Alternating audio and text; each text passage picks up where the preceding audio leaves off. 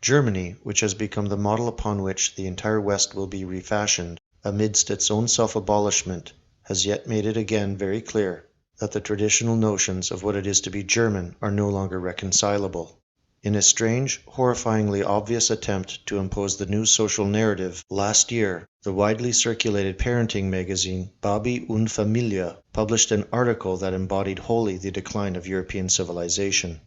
The title of the piece was Gefahr von Recht, or Danger from the Right.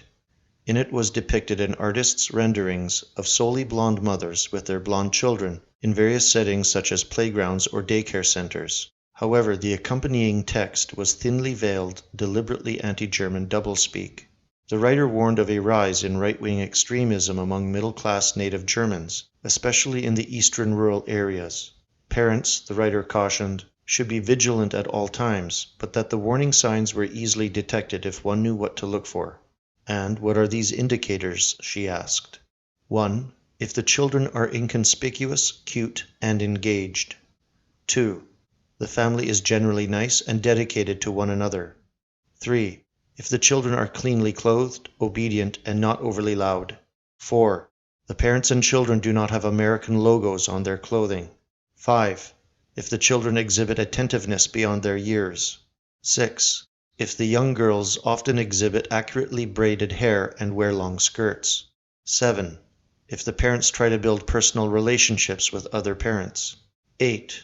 If the parents state that they want to build, quote, a better community. And 9. If the family seems too normal.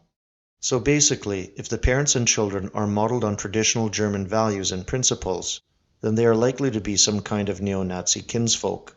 This underhanded betrayal of German culture is stomach-churning to say the least, but it has an ulterior objective that is less obvious. It intends to make a corrupted vision of an ideal family. This is not just an attack on classical European or Christian values.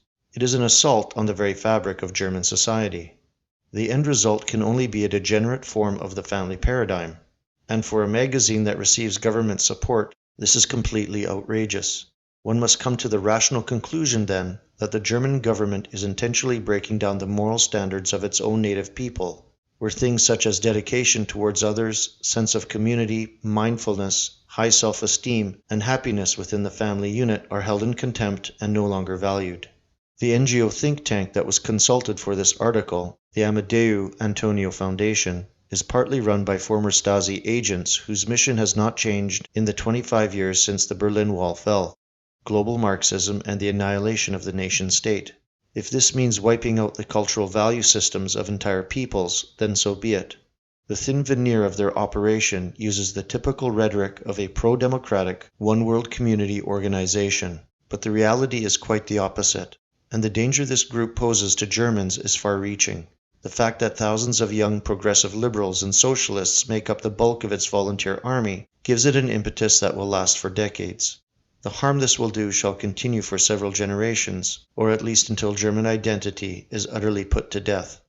Annette Kahan, the founder of the Amadeu Antonio Foundation, has for years pushed the notion that Germany will fail as a state unless unmitigated millions of third world migrants enter the country as saviors. One of her closest associates and foundation member, Julia Schramm, has even gone so far as to state that Germans are not human and that we must betray Germany.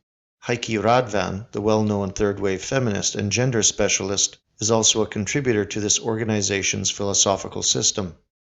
With such a nihilistic, self-serving intelligentsia at its core, this group will effectively rush the German nation headlong into a nightmarish and brutal end. That is, of course, if the blondes don't fight back.